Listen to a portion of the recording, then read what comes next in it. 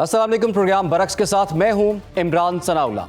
नाज़रीन, Pahalgam false flag operation के तनाजुर में भारत के इल्जाम तराशियों और सिंध तास मुआहदे की मुअत्तली के जवाब में पाकिस्तान का नपातुला और भरपूर जवाब अब भारत के कागजी शेरों के गले पड़ गया है, क्योंकि उन्हें यह समझ नहीं आ रहा कि बेबुनियाद इल्जामात और जारहाना प्रोपेगेंडा करने के बावजूद ना बैनुल-अक़वामी बरादरी उनकी बात पर कान धर रही है और ना ही पाकिस्तान किसी प्रेशर में आ रहा है।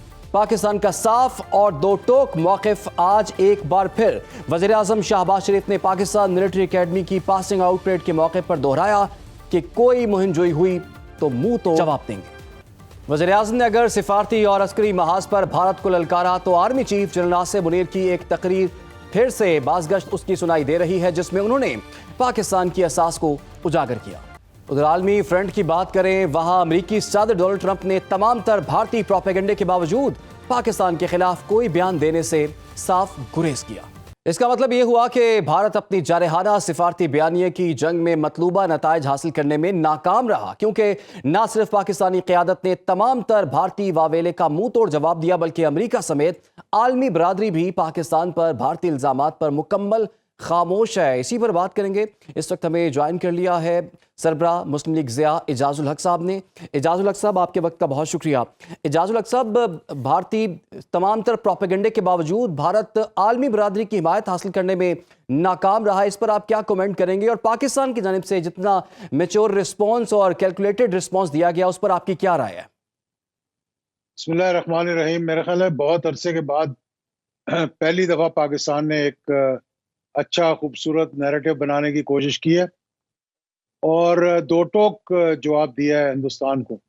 माजी में हम माजरत खाना रवैया इख्तियार करते रहे, जिसकी वजह से हमें बहुत नुकसान हुआ। इसके बावजूद कि हम दहशतगर्दी का शिकार थे, हमें दहशतगर्द बनाने की कोशिश की गई। उसके एग्जाम्पल समझौता एक्सप्रेस है, पार्लियामेंट है, दीगर इस किस्म के हैं, जिसमें कि शायद एवेंचुअली हिंदुस्तान के खिलाफ आए, पाकिस्तान पे इल्ज़ाम नहीं लग सके और उनकी अपनी एजेंसियों का किया धरा था। और यही हाल जो है पहलगाम में भी हुआ है कि खुद एक फॉल्स फ्लैग ऑपरेशन करके एक दुनिया को मतलब बेवकूफ़ बनाकर पाकिस्तान को दहशतगर्द स्टेट उन्होंने करार देने की कोशिश हिंदुस्तान ने की। क्यों?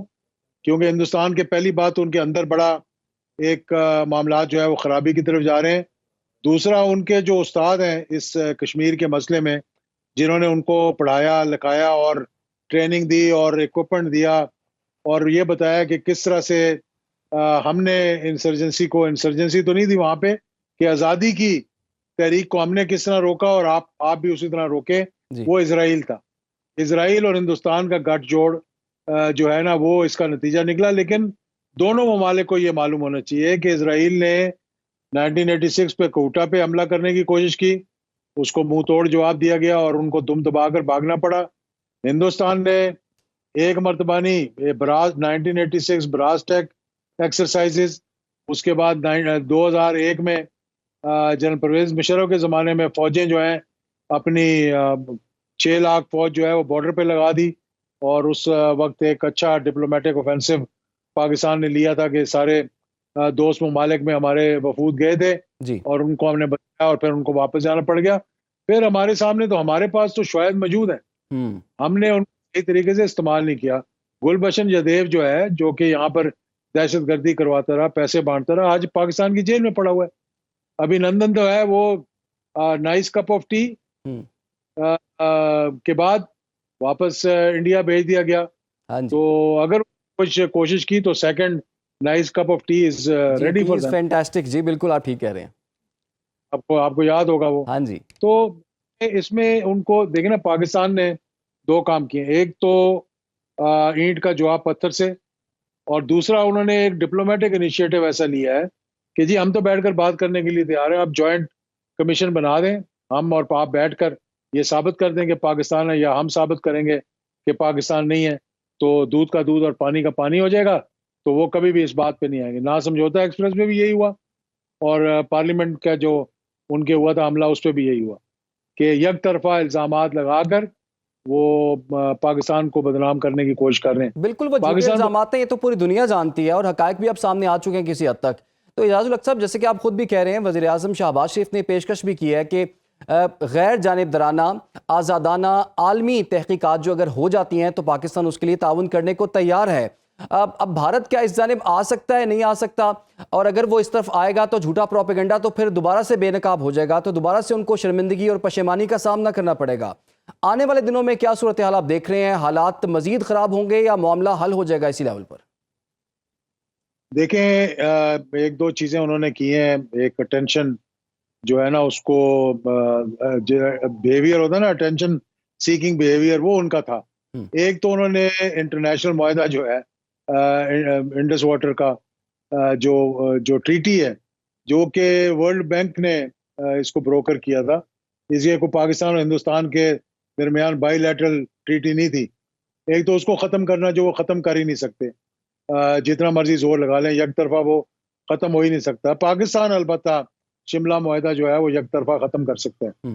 तो हिंदुस्तान ने इतनी हाइप जो क्रिएट कर दी है, उनको ये उम्मीद नहीं थी कि पाकिस्तान इस किस्म का जवाब देगा। ये बिल्कुल वाजे मैं आपको बता रहा हूँ। उनका ख्याल था कि माजी की तरह जो यहाँ पर पाकिस्तान के अंदर टारगेट किलिंग्स करवाई, ना हमने उसको उसको इतना उजागर किया। टीटीपी को सपोर्ट उनकी, हमारी जाफर एक्सप्रेस पे जो हमला हुआ, हमारे पास सबूत मौजूद है कि इसमें हिंदुस्तान मुलव्वस था, डायरेक्टली भी और इनडायरेक्टली भी। टीटीपी के पीछे भी हिंदुस्तान का हाथ है। ये आज से नहीं है, माजी के बहुत, अफगानिस्तान के अंदर इन्होंने ऐसे ऐसे काउंसलेट खोले हुए हैं जहाँ बकरियां चरती हैं, जहाँ कोई वीजा नहीं, कोई काउंसलर एक्टिविटी नहीं, वहां पर इन्होंने काउंसलेट खोले हुए थे, सिर्फ उन लोगों को, दहशतगर्दों को ट्रेनिंग देने के लिए जो पाकिस्तान के अंदर आकर कर रहे थे। तो हमने तो सफर किया है खामोशी के साथ, 80,000 जानों की कुर्बानी दी, तकरीबन $1.5 अरब इजाजुल हमने। हक साहब, ये पाकिस्तान ने दहशतगर्दी के खिलाफ जंग में जितनी बड़ी कुर्बानी दी है, शायद ही दुनिया में कोई मुल्क ऐसा हो जिसने इतनी बड़ी कुर्बानियां दी हों। लेकिन पाकिस्तान जो है, वो पाकिस्तान के पास तो सबूत भी हैं। कुलभूषण यादव का आपने जिक्र किया, वो तो जिंदा एक मिसाल यहाँ पर मौजूद है। हम सबूत होने के बावजूद भी उस मामले को आलमी सतह पर उस तरह से उजागर नहीं कर पाते कई दफ़ा, जो कि भारत प्रोपेगेंडा करके वो प्रेशर बिल्डअप करने में कामयाब हो जाता है। इसकी क्या वजह है? इसकी वजूहत, एक दो वजूहत हैं इसकी। एक तो ये कि हमारी इक्तिसादी जरा कमजोरियां, क्योंकि हम इकोनॉमिकली जरा थोड़ा सा बैकफुट पे चले गए थे, हमें जानबूझकर उलझाया गया। दूसरा, हमें दहशतगर्दी का, हमें मतलब कि एक तरफ शिकार कर दिया गया और दूसरी तरफ पूरे कौम को दो तीन हिस्सों में बांट दिया गया कि हमारे अपने ही लोग हमारे खिलाफ एक नैरेटिव बिल्ट करते रहे बाहर बैठकर। कुछ लोगों ने पैसा कमाना शुरू कर दिया सोशल मीडिया के ऊपर।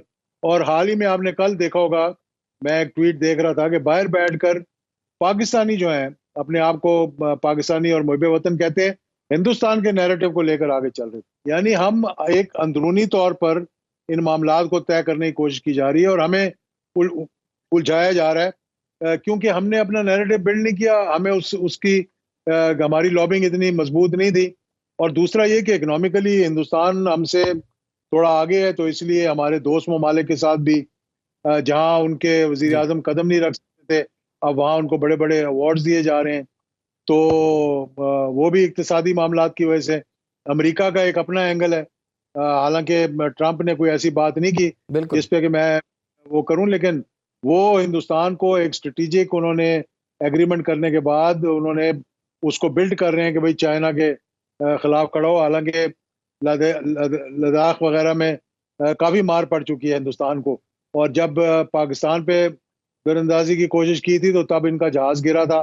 तो अभिनंदन वाला केस सबके सामने है। ठीक है। फिर अच्छा, इन्होंने इजाजुल हक साहब, ये भी बताइएगा, ये जो दूसरा मामला वो तो हम देख ही रहे हैं कि कशीदगी इसमें काफ़ी ज़्यादा है।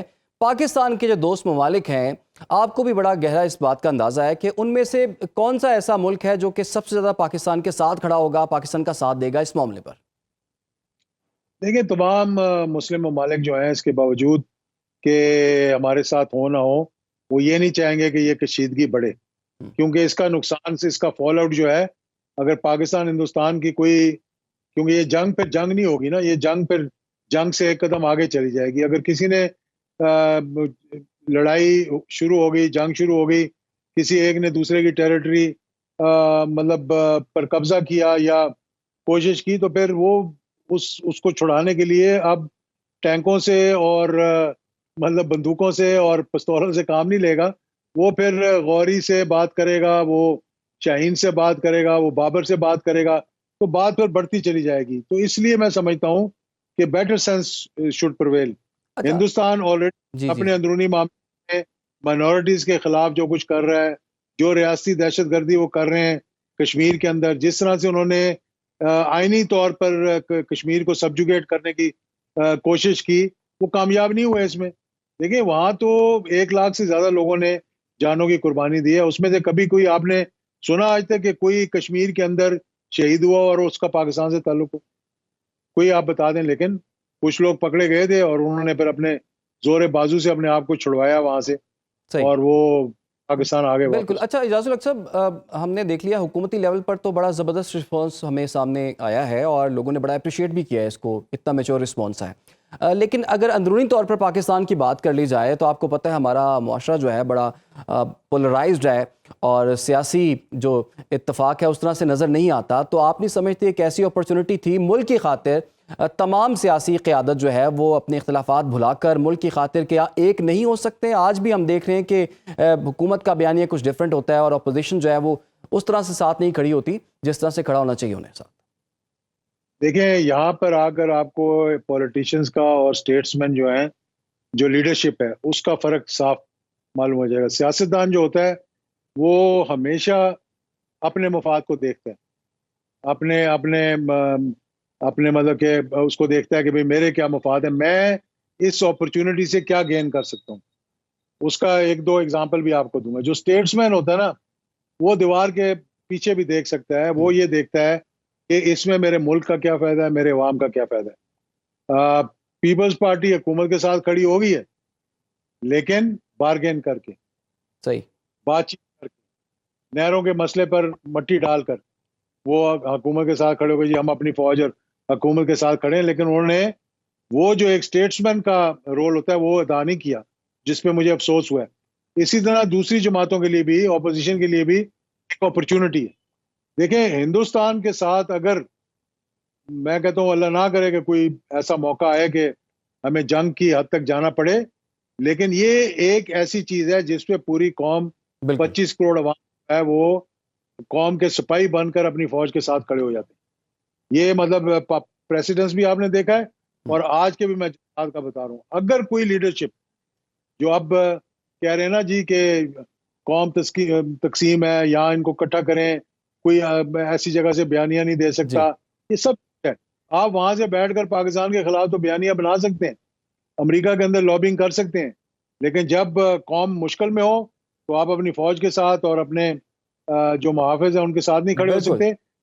तो बिल्कुल। एक बात मैं बस ये बताना चाहता हूँ जी आपको कि अगर किसी ने ये कोशिश की कि अपने बयानिए को कौम के बयानिए से हटकर बनाने की कोशिश की, तो उसकी सियासत खत्म हो जाएगी। ये बात आज मेरी आप नोट कर। ठीक है जी, बहुत बहुत शुक्रिया आपका इजाजुल हक साहब, आपने दिया। बिल्कुल। और होना भी यही चाहिए कि मुल्की मुफाद जो है सबसे ऊपर है और ज़ाती मुफाद जो है सबसे नीचे होना चाहिए। और हम उम्मीद करते हैं कि पाकिस्तान की जो सियासी क़यादत है वो होश के नाखून लेगी और हुकूमत हो, अपोजिशन हो, दीगर जमातें हों, तमाम इदारे हों, वो कम अज़ कम मुल्क की मुफाद में एक पेज पर होंगे। फ़िलहाल यहाँ पर एक छोटी सी ब्रेक, आप हमारे साथ रहिए। Welcome back. सिफारती और आलमी सतह पर पाकिस्तान को भारतीय प्रोपेगेंडे का मौसर और वाज़े जवाब देने के लिए कौन सी हिकमत अमली अपनाने की ज़रूरत है? अमरीका, यूरोप, चीन और इस्लामी ममालिक तक हमें अपनी आवाज़ पहुँचाने और भारत का जंगी जुनून आश्कार करने के लिए क्या इक़दामात उठाने चाहिए? और साथ ही साथ मसला कश्मीर और बलोचिस्तान में भारतीय दहशतगर्दी और सिंध तास मुआहदे के हवाले से अपनी पॉलिसीज़ क्या रखनी चाहिए, इसी पर बात करते हैं। डॉक्टर कमर चीमा साहब ने हमें ज्वाइन कर लिया, आलमी और सिक्योरिटी अमूर पर गहरी नज़र रखते हैं। डॉक्टर साहब आपके वक्त का बहुत शुक्रिया। डॉक्टर साहब 3-4 रोज़ हो गए इस मामले को और कशीदगी अभी भी बरकरार है। अभी हम देख रहे हैं कि आलमी सतह पर पाकिस्तान के खिलाफ कोई ख़ास बयान सामने नहीं आया और ख़ास दबाव भी नहीं डाला जा रहा, और लग यही रहा है और बज़ाहिर ऐसे ही सूरत हाल नज़र आ रही है कि भारत अपने प्रोपेगेंडे में नाकाम हो गया है। इस वक्त पाकिस्तान की सिफारती सतह पर क्या स्ट्रेटजी होनी चाहिए डॉक्टर साहब? देखिए पहली बात तो ये है कि अमेरिकी सदर डोनाल्ड ट्रंप का जो कल रात को बयान आया है, वो बेसिकली भारत ने ये सारा कुछ किया ही अपनी सपोर्ट लेने के लिए क्या दुनिया से। तो डोनाल्ड ट्रंप ने कहा जी कि ये बड़ा पुराना मसला है। एक तो उन्होंने जिसे कहते हैं नॉन सीरियस एटीट्यूड में इस मसले को 1500 साल मसला पुराना कह दिया। ऊपर से उन्होंने ये भी कह दिया कि वो आपस में मसला हल कर लेंगे। इट मीन्स कि जो नरेंद्र मोदी अटेंशन लेना चाहते थे अमेरिका की, वो अटेंशन नहीं ले सके। एक तो ये उनको डैमेज हुआ। दूसरी बात ये है कि वो दुनिया के एम्बेसडर्स को बता रहे हैं कि जी हमारे साथ ये ज्यादती हुई है, लेकिन मसला ये है कि दुनिया के एम्बेसडर उनसे सवाल पूछ रहे हैं कि ये कैसे मुमकिन है कि एक वाकया हुआ और उस वाकये के ठीक 24-36 घंटे बाद आपने ये फैसला कर लिया कि पाकिस्तान इसमें इन्वॉल्व है, और आपने हर तरह के ताल्लुकात खराब कर दिए। इंडस वाटर ट्रीटी भी खत्म कर दी, डिफेंस अताशीज को भी भेज दिया, बॉर्डर भी बंद कर दिए, सब कुछ ही कर दिया। तो इट वाज ऑल डिसाइडेड। ये पहले ही रिकमेंडेशंस उन्होंने तैयार की हुई थी। तो इंटरनेशनल कम्युनिटी समझती है कि बहुत जल्दी में नरेंद्र मोदी सरकार ने ये सारे फैसले किए हैं, और इसके पीछे जारी बात है कोई ना कोई अल्टीरियर मोटिव्स मौजूद हैं। अब आपको पता है कि लार्जली दुनिया के अंदर जो बैलेंस ऑफ पावर है वो शिफ्ट हो रहा है। आप देखेंगे कि चाइना भी जो है वो खामोश है, अरब ममालिक ने एक दो ने कोशिश की है, ईरान ने कोशिश की है कि हम मीडिएशन कराते हैं, अमेरिका इंटरेस्टेड नहीं है, यूरोप और इंग्लैंड वैसे देख रहे हैं सिचुएशन को, रशिया भी जारी बात है कोई इंटरेस्टेड नहीं है। तो मोदी साहब की ये जो अप्रोच है इस पर कोई सीरियस नहीं उनको ले रहा। और अभी ये जो उन्होंने कोशिशें शुरू कर दी हैं कि इंडिया के अंदर एक एनवायरनमेंट बनाया जाए कि जी पाकिस्तान ये कर रहा है, बस सिर्फ मीडिया वॉरफेयर लड़ रहे हैं, उसके अलावा कुछ नहीं है। तो मीडिया वॉरफेयर तो लड़ रहे हैं, लेकिन बयानात और धमकियां तो दूसरी जानिब से बहुत ज्यादा आ रही हैं। आपने कहा कि मोदी को पूरी दुनिया में इतना सीरियसली नहीं लिया जा रहा, लेकिन कुछ इकदाम तो उन्होंने लिए हैं। आपको लगता है कि मजीद अटेंशन हासिल करने के लिए वो कोई बड़ा इकदाम भारत की जानिब से सामने आ सकता है, जिसके बाद कशीदगी में मजीद इजाफा हो सकता है? हमें मेंटली तौर पर किस तरह से रेडी रहना चाहिए? देखिए, हम तो तैयार हैं, फौज तैयार है, एयरफोर्स तैयार है, ऑपरेशन रूम्स बने हुए हैं इस वक्त। फॉरेन ऑफिस भी सिचुएशन को अपडेट कर रहा है, दुनिया में कौन क्या बोल रहा है, रीजनल में कौन क्या बोल रहा है, किस मुल्क की तरफ से क्या स्टेटमेंट आ रही है, भारत के अंदर जो है वो क्या हो रहा है। भारत की एयरफोर्स ने कल जो है वो एक्सरसाइजेज शुरू की हैं और अपने ही लोगों के ऊपर मध्य प्रदेश में गोला मार दिया है। पैनिक तो नजर आ रही है। सो सिचुएशन आप देखिए, हुकूमत भी तैयार है, अवाम भी तैयार है, और भारत के वाले से तो आपको पता है सारा मुल्क इकट्ठा रहता है, कंसेंसस है।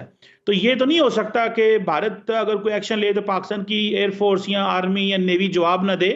आप देखना यह है कि भारत क्या एक्शन लेता है, क्योंकि हम ये कहते हैं कि हम अग्रेसर नहीं हैं, हम जो है वो मसले को ठंडा करना चाहते हैं। अब भारत पे डिपेंड करता है कि वो क्या इस मसले को लेकर चलता है। लेकिन अगर कुछ एग्रेशन किया गया तो हमारी जो अब की पॉलिसी है दैट इज क्विड प्रो को प्लस।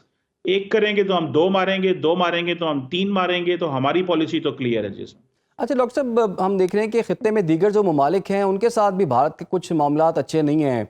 चीन की मिसाल हमारे सामने है, अब हालिया बांग्लादेश की मिसाल भी हमारे सामने है, अफगानिस्तान की मिसाल भी है, और एक जानिब पाकिस्तान भी मौजूद है। तो भारत इतने फ्रंट्स पे लड़ सकता है और या फिर भारत ये जो रिस्क है वो नहीं लेगा फिर इस तरह की कोई कशीदगी बढ़ाने वाला या पाकिस्तान के साथ जंग करने वाला? देखिए, ये डिपेंड करता है कि भारत की हुकूमत के मोटिव्स क्या हैं। मुझे लग रहा है जिस तरह उनको इंटरनेशनल कम्युनिटी इतनी लंबी चौड़ी सपोर्ट नहीं दे रही, और जिस तरह पाकिस्तान के अभी इंटीरियर मिनिस्टर ने ये कहा है कि हम एक न्यूट्रल कोई बंदा अगर इंक्वायरी करे तो हम इंक्वायरी के लिए तैयार हैं, और अगर जाफरा एक्सप्रेस की भी हम इंक्वायरी करवाने को तैयार हैं। तो इसके बाद आपको लगता है कि इंडिया की न्यूट्रल इंक्वायरी मानेगा? कभी भी नहीं मानेगा, और ना ही वो चाहेंगे कि इंटरनेशनल कम्युनिटी के सामने अपने पोल खुलें। तो मुझे लगता है कि ये जो कुछ वो सोच रहे हैं, जो कुछ प्लान कर रहे हैं, ये कामयाब नहीं होने वाला। ये सिर्फ और सिर्फ अपने ऑब्जेक्टिव हासिल करना चाहते थे मोदी साहब, जिसमें इंडस वाटर ट्रीटी खत्म करना है। उनको पता है कि ये एक ऐसी ट्रीटी है जिसको वर्ल्ड बैंक ने जो है वो दिया हुआ है।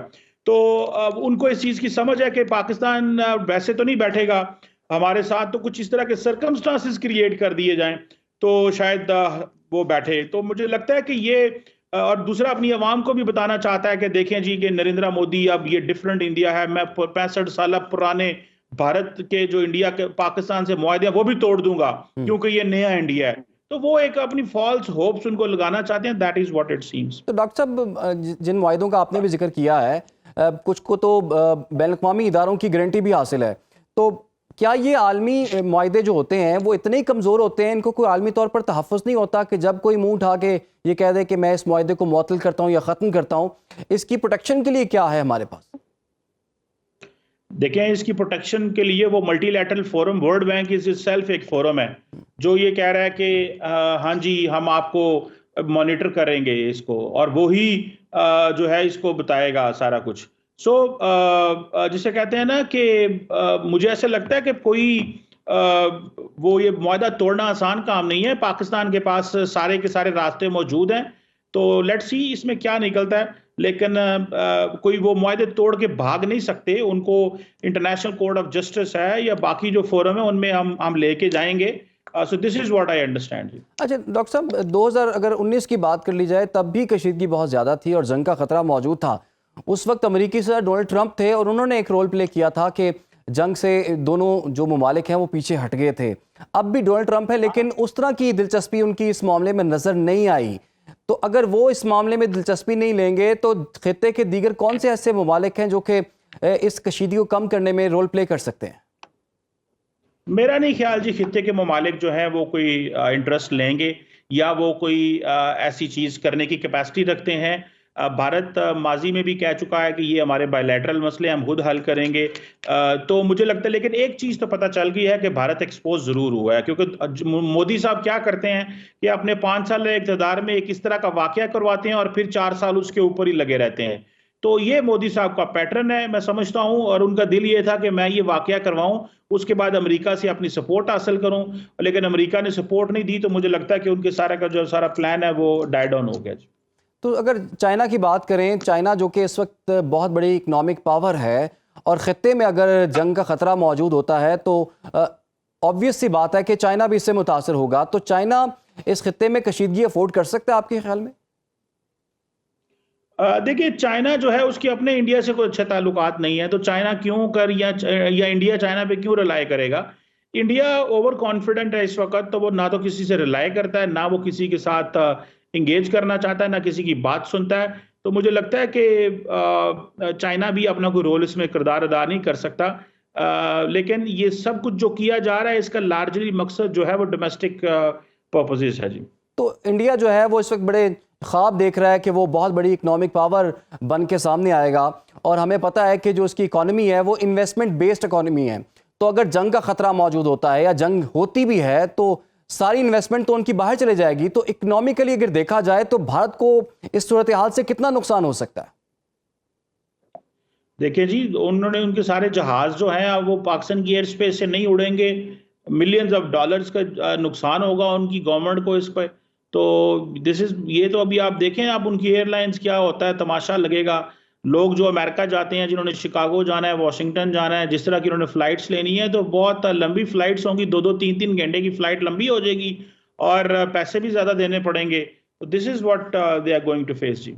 तो 2019 में भी हमने देखा कि तकरीबन 5 माह तक जो एयर स्पेस जो है वो पाकिस्तान ने भारतीय एयरलाइंस के लिए बंद की हुई थी, और उसके बाद हालात जो हैं कुछ मामूल पर आ गए थे। तो इस मरतबा आपको क्या लगता है कि थोड़ा सा जल्दी ये मामला नॉर्मलाइज हो सकता है या पहले वाली बात नहीं रही अब? देखें, बात यह है कि मुझे नहीं लगता चीज़ें बेहतर होंगी, क्योंकि पिछले 10-11 साल से जब से मोदी साहब पावर में हैं, हालात हर रोज़ ख़राब हो रहे हैं। तो दैट इज़ वाई मुझे लगता है कि चीज़ें जो हैं ठीक नहीं होंगी इस दफ़ा जी। और इस दफ़ा जैसे कि आप खुद भी कह रहे हैं कि मोदी को ना तो पूरी दुनिया इस वक्त सीरियस ले रही है, ना ही उनकी जो डोमेस्टिक ऑडियंस है वो इनको सीरियस ले रही है, और आप खुद भी ये और दुनिया भी तस्लीम करती है इस बात को कि सियासी फ़ायदे के लिए वो इस तरह का कोई फॉल्स फ्लैग ऑपरेशन करवाते हैं। आने वाले दिनों में जो बहुत सी मूवमेंट्स वहाँ पर चल रही हैं, अलहदगी पसंद मूवमेंट्स चल रही हैं, या दीगर जो मसाइल वहाँ पर भारत में चल रहे हैं, मोदी के लिए इस सब चीज़ों को संभालना कितना मुश्किल होगा आपके ख्याल में? देखें, ये कोई आसान काम तो नहीं है ये सारा कुछ संभालना।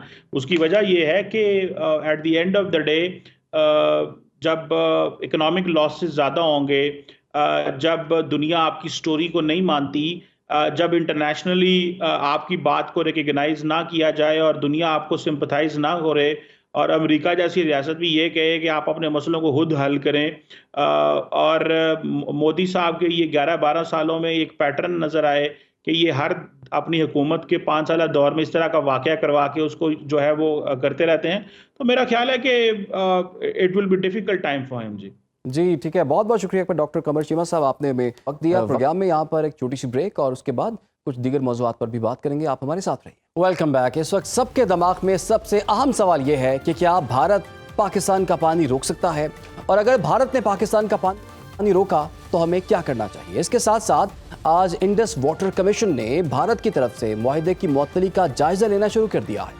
ज़राए के मुताबिक भारत की तरफ से सिंतास मुआहदे की मुअत्तली का जायजा लेने के लिए वजारत खारजा, वजारत आबी वसाइल और इंडस कमीशन के माहिरीन पर मुश्तमिल थिंक टैंक तश्कील देने का फैसला किया गया है।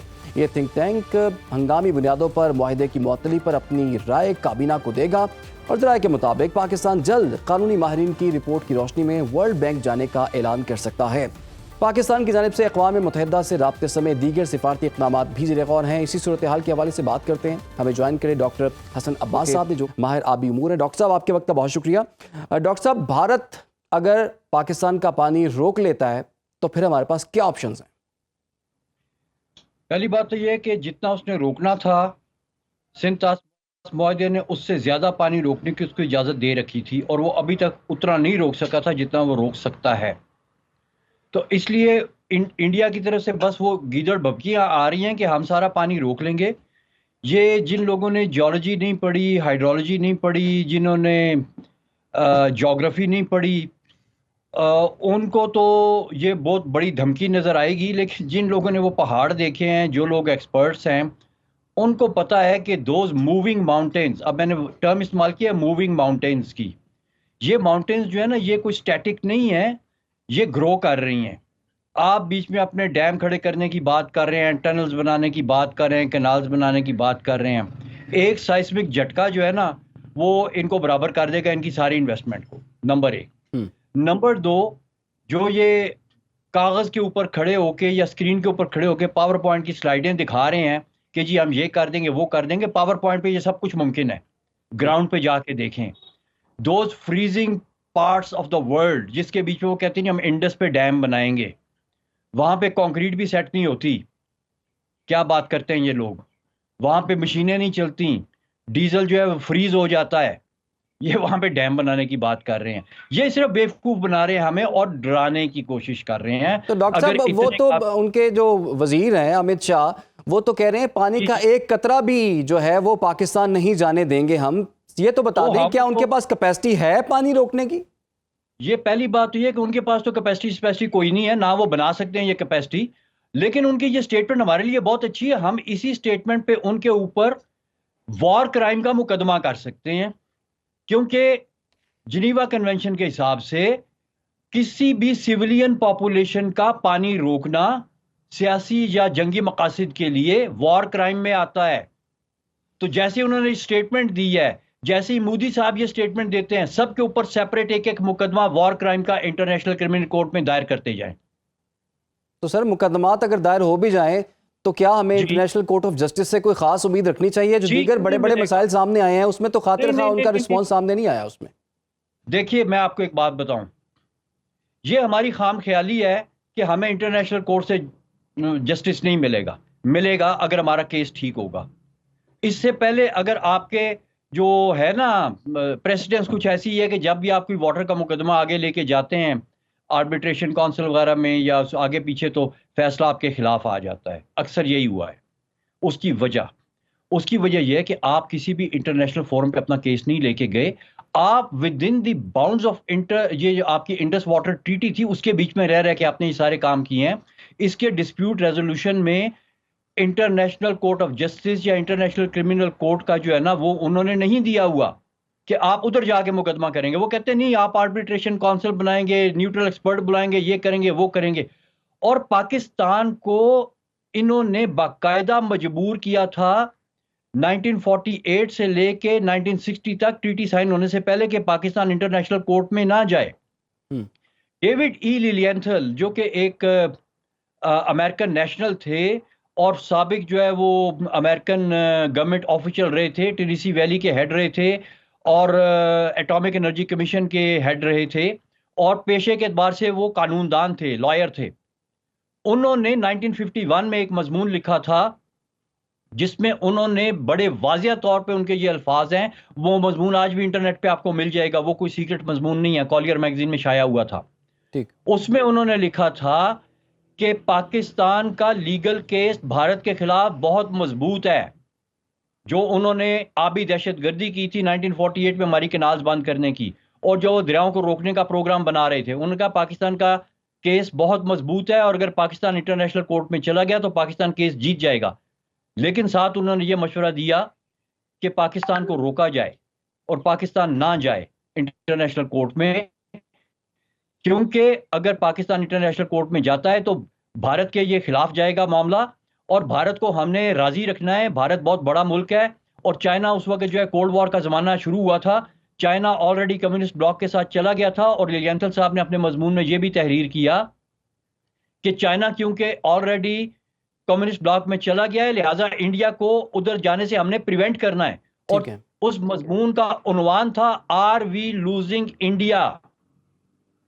तो ये तो उस वक्त की बात है, उस वक्त भी ये डर रहे थे। अच्छा, दूसरी पार्टी कौन थी डरने वाली, उसका मैं थोड़ी बाद में जिक्र करता हूं, लेकिन ये डेविड ई लिलियंथल साहब ही थे जिन्होंने यूजीन ब्लैक को खत लिखा अगस्त ऑफ 1951 के एंड पे, और यूजीन ब्लैक साहब उस वक्त international bank of reconstruction and development के सदर थे, जिस बैंक को आज हम वर्ल्ड बैंक के नाम से जानते हैं। ये वही बैंक, और बल्कि गारंटर भी तो वही है ना वर्ल्ड बैंक की। सर इस मंसूबे का गारंटर भी तो वही है।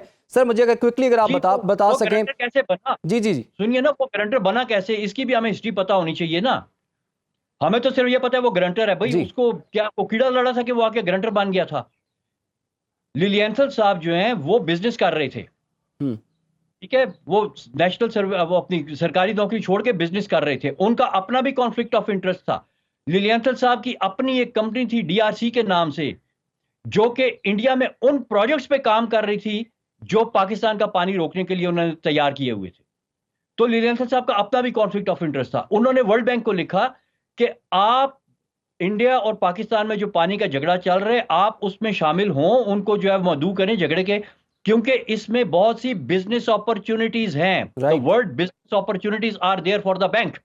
बैंक के लिए बिजनेस अपॉर्चुनिटीज है, तो बैंक तो बिजनेस करने आया था भाई, बैंक कोई हमारी सुलह कराने नहीं आया था, बैंक को तो अपना बिजनेस नजर। ठीक है डॉक्टर साहब, क्विकली मैं आपसे पूछ पाऊं, भारत अगर पाकिस्तान का पानी रोकता है तो क्या चीन भी तो भारत का पानी रोक सकता है? तो ये बात कहां जाके रुकेगी? देखिए, चीन कोई हमारा सूबा तो नहीं है ना, हमारे अंडर तो नहीं काम कर रहा। ये तो मतलब है कि मफरूजा है ना कि वो हमारा पानी रोकेंगे तो चीन जो है मुफ्त में उनका पानी रोक लेगा। ये देखिए, पहली बात तो ये है कि भारत हमारा पानी उस तरीके से नहीं रोक सकता, ये स्टेटमेंट देते और हम इनकी स्टेटमेंट पे रिवायत तो पड़ जाएगी ना, अगर कोई इस तरह के रिवायत तो पड़ जाएगी। अगर एग्रीमेंट्स को कोई नहीं मानेगा तो हो सकता है कल को चाइना को जरूरत पड़े वो भी एग्रीमेंट को ना माने। फिर नहीं, ये रिवायत नहीं पड़ सकती कि कोई एग्रीमेंट ना माने। एग्रीमेंट ना मान के तो दिखाएं, इनको पता ही नहीं है कि वर्ल्ड का रिएक्शन क्या होगा। देखिए, आप यूएनओ के मेंबर नहीं है, आप इंटरनेशनल क्रिमिनल कोर्ट को नहीं मानते, आपके खिलाफ कोई जंगी जराइम करता है तो आप उसको इंटरनेशनल क्रिमिनल कोर्ट में नहीं लेके जाएंगे। आप वर्ल्ड इकोनॉमी का हिस्सा नहीं है, आप वर्ल्ड ट्रेड का हिस्सा नहीं है, आप दुनिया में आइसोलेट होकर नहीं रह सकते। अमेरिका जैसा पावरफुल मुल्क दुनिया में आइसोलेट होकर नहीं रह सकता। ठीक, ये इनकी खामख्याली है। ठीक है, ये पॉसिबल नहीं नजर आ रहा, ये बाकायदा तौर पर प्रैक्टिकली पॉसिबल नहीं है। बहुत बहुत शुक्रिया आपका डॉक्टर हसन अब्बास साहब, आपने और बड़े खूबसूरत अंदाज में आपने समझा भी दिया कि सिंतास मुआहिदा जो है इससे भारत पीछे हट ही नहीं सकता, उसके पास ऑप्शन ही नहीं है। वो जो इतनी बढ़के मार रहा है भारत और कह रहे हैं कि हम पानी नहीं आने देंगे पाकिस्तान में, ना तो उनके पास कैपेसिटी है और ना ही उनके पास कोई कानूनी मौका मौजूद है कि वो इस मुआहिदे को मुअत्तल कर सकें। फिलहाल के लिए जी प्रोग्राम का वक्त खत्म हो जाता है, इजाज़त दीजिए, अल्लाह हाफ़िज़।